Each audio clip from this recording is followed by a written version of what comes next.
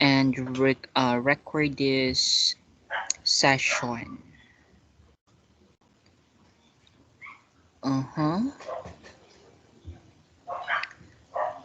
Okay, is it start recording?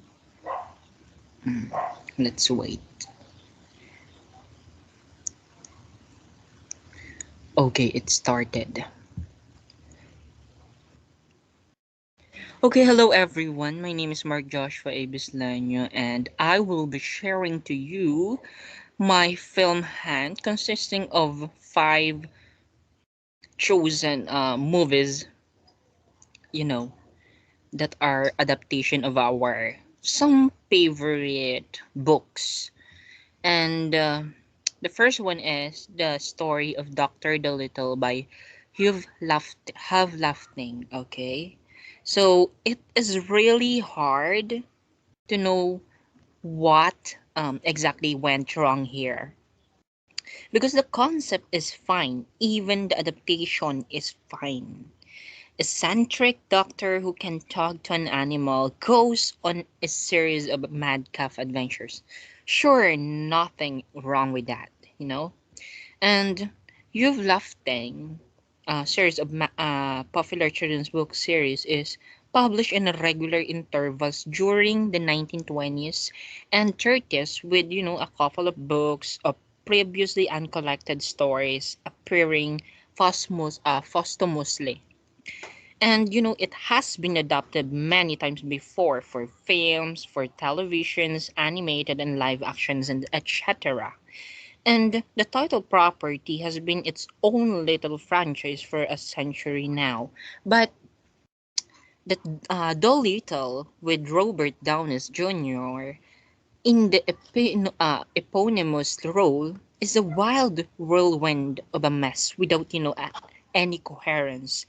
Um, tawag dito, without even a guiding principle. And maybe the problem is that director Stephen Gadhan is known mostly for Seriana, as well as writing the screenplay for Traffic, and so he would not be the most obvious choice to have a light-hearted, you know, hearted, mischievous romp like The Little is so clearly um, meant to be.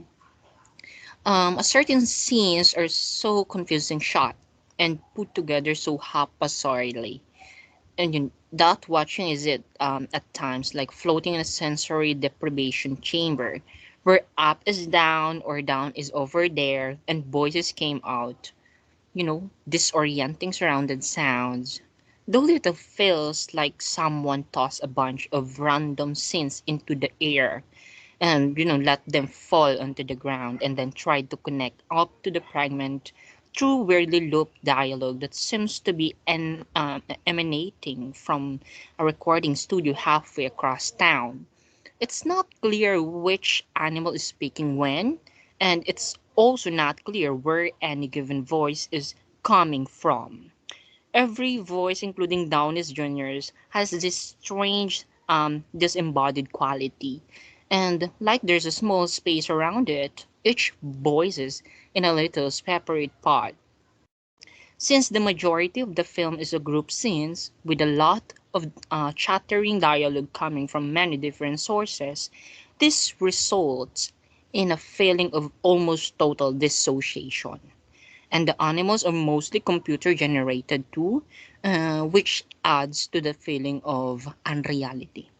Okay, the next one is the turn of the screw by Henry James. So if the turning leaves you screaming, it will be probably be out of frustration over its abrupt, unsatisfying ending and not to the actual frights that precedes it. This latest version of Henry James' classic of adapted novel, The Turn of the Screw, gets a grunge makeover, radiating style and mood in the hands of director Floria Sigismondi. The music video veteran, whose clips for Marilyn Manson's The Beautiful People and Justin Timberlake's Mirrors are just a couple of prime examples in her lengthy filmography that creates an unsettling, vibes that's quickly and deeply immersive.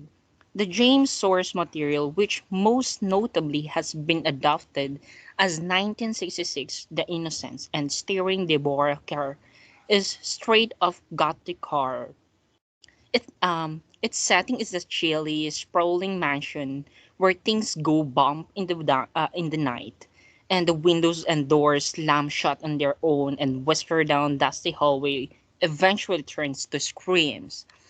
Clearly, nothing good will happen here, despite the elegant trappings, but the imagery eventually grow repetitive. You can only see so many scattering spiders and severe doll heads, and the talented supporting performers reach a limit as to what they can convey about their characters in the script from The Conjuring writers Chad Hayes and Carrie W. Hayes. Then there's that ending, which feels like a sudden shriek and a shrug. It's a physically and emotionally demanding role, and Davis is up for everything challenge.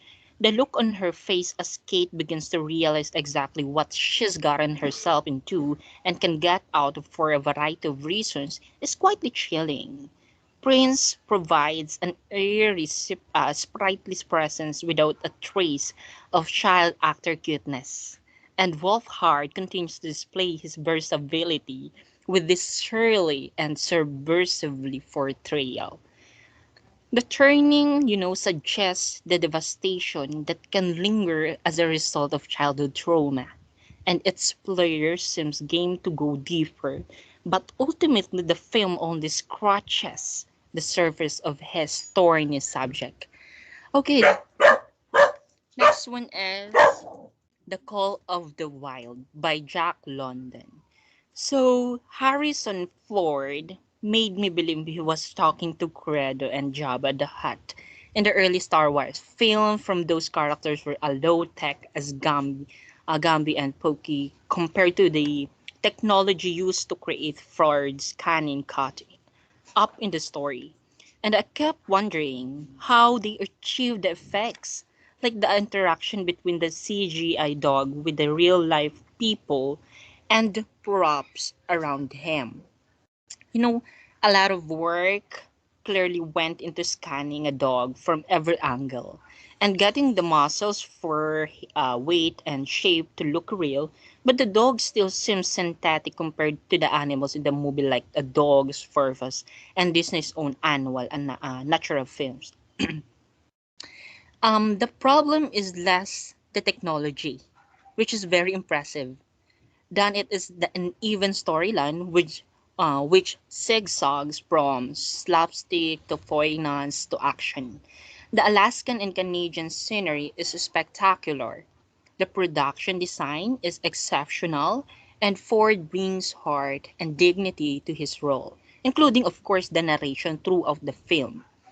But the movie is uneven in tone and its sense of its audience.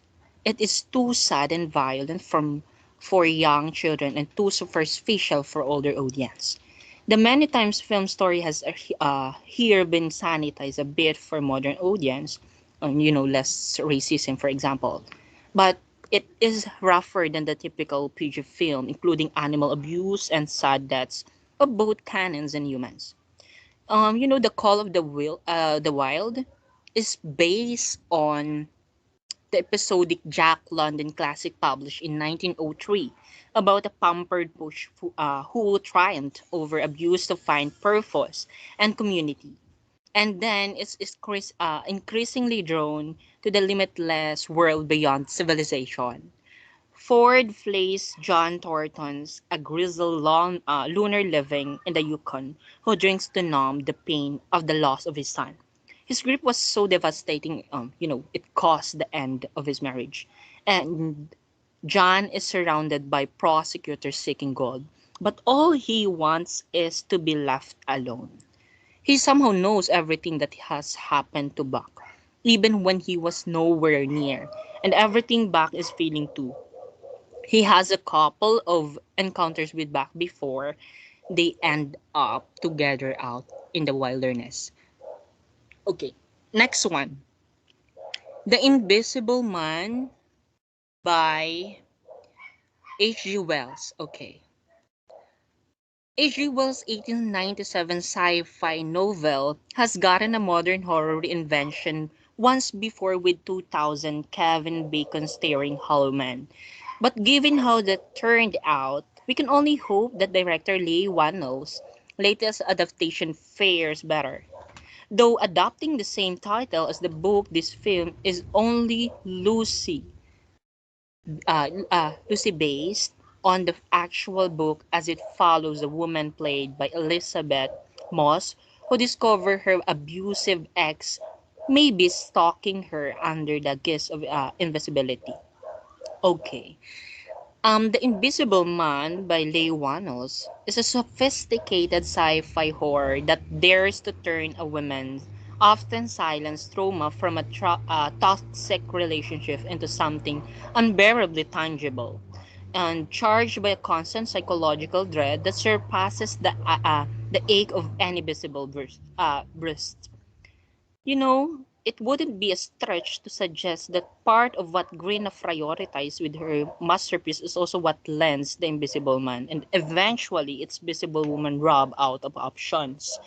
Its cumulative strength and unforgiving emphasis on the loneliness and emotional violence births in the mistreated. There is a constant in all the sharply edited, terrifying set pieces lens by Stefan Duscio, with elegant, clever camera moves in bedrooms, attics, restaurants, and secluded mansions. You know, a vigilant focus in Cecilia's isolation. That isolation's intensified by Benjamin Wildfish fish dish score happened to be her concealed assailant sharpest knife and a deadly weapon others refused to see and acknowledge. The certified contemporary queen of unhinged screen heroines just considered her smell and handmaid tale us and the upcoming Sherlin collectively most excels in these creepy scenes with her signature verve, as a Cecilia who resourcefully fights an undetectable authority that ruin her life and control her psychological well-being, Moss continues to deliver what he craved from woman characters, the kind of messy yet sturdy intricacy many of today's tiny conceived you go-girl female superheroines continues to lack. Wannell's script and directions generously allow Moss the room to stretch those complex, varied muscles while casually winking at an empowered final girl for this side of the 21st century. Okay, last one is The Tale of Peter Rabbit by Beatrice Potter. Um, This is actually a live action. A CG animated adventure once again looks spectacular, though with the high tech talking creatures integrated seamlessly into the film. You truly feel as if you could reach out and touch Peter's furry head and give him a little pet, if you would like to. And that's it. The script from director Glock and Patrick Burley, inspired by the beloved Beatrix Potter children's book series, pushes Peter's impishness into territory that's more obnoxious, supposedly for the purpose of, learning life lessons about at the film start. Okay. Um, Bea and Thomas McGregor, Donald Gleason, physically game as always, are getting married, surrounded by their friends and the farm animal, Mr. McGregor and Peter. You know, the boys, once again by the ubiquitous James Corden, have reached an uneasy denton over the two loves they share, vegetables by and Bea. But when charismatic and handsome publisher Nigel Basil Jonas, David Oyelowo, a name so British could earn him a spot in Spinal Tap, also take a liking to Bea and her, her work. It complicates everything. A trip to London makes Peter realize her being turned into a villainous figure in Basil Jones' vision of the Rabbit universe. He figures, why not be a bad guy if I'm just going to get framed as one? And it takes up with the Fion like fellow rabbit, a street thief named Barnabas.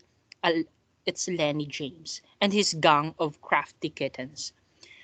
There's an amusing running gag in which a basking squirrel, a singer-songwriter Tim mentioned, just happened to show up everywhere, all the time, and perform exactly the song that sums up how Peter is feeling.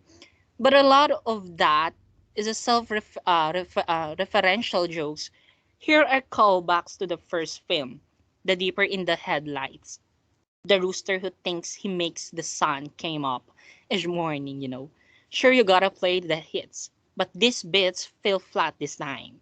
By indulging in the exact same instinct, it insists are problematic artistically.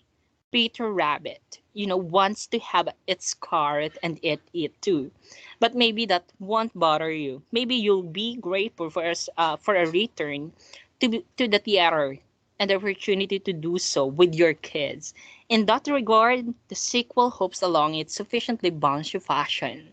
Okay, that would be all for this very enjoyable film hunt. I hope you enjoy it. God bless and stay safe, everyone. Okay, I will be ending my presentation.